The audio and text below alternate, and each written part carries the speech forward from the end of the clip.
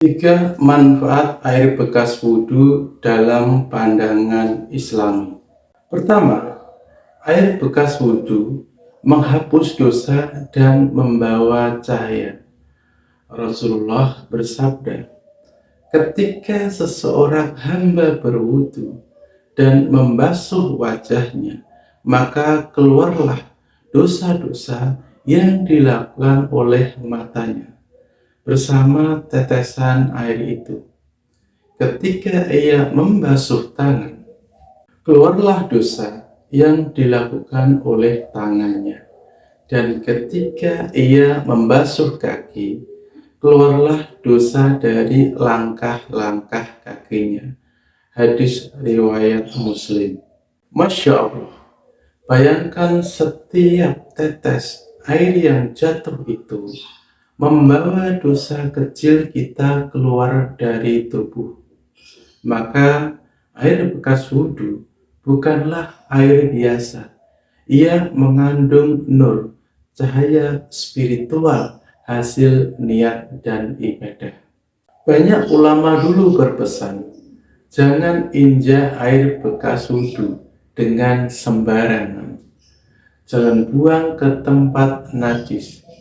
Karena air itu telah menjadi saksi penyucian diri. Ada wali Allah yang bahkan menampung air wudhunya, lalu menyiramkan ke tanah sambil berdoa, ya Allah, sebagaimana Engkau sucikan tubuhku dengan air ini, sucikan pula hatiku dari dosa dan kelalaian. Itulah makna keberkahan sejati, bukan dari airnya, tapi dari niat sucinya. Kedua, air bekas wudhu menyuburkan alam dan menenangkan sekitar. Orang-orang soleh zaman dulu, setelah berwudhu, mereka menampung airnya, bukan untuk dibuang, tapi untuk disiramkan ke pohon atau ke tanah sekitar rumah. Kenapa? Karena air wudhu itu bersih, tidak najis, dan sudah tersentuh oleh niat ibadah. Secara lahir, ia menyehatkan tanaman. Secara batin, ia membawa energi sakinah, ketenangan yang menular ke alam. Tanah yang disiram air wudhu jadi lebih subur. Rumah yang dialiri air wudhu jadi lebih adem, lebih damai, dan orang yang tinggal di sekitarnya merasa tentram. Begitulah rahmat Allah bekerja, melewati sesuatu yang sederhana tapi penuh makna. Air wudhu mengajarkan kita bahwa keberkahan tidak selalu dari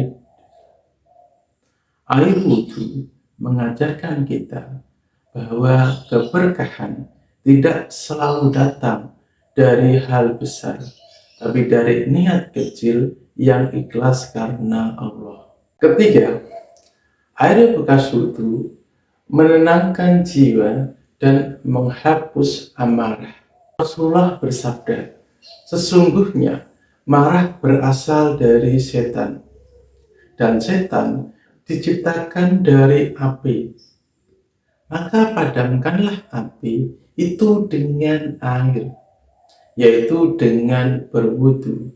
Air wudhu bukan cuma menyucikan badan, tapi juga mendinginkan jiwa yang panas oleh emosi.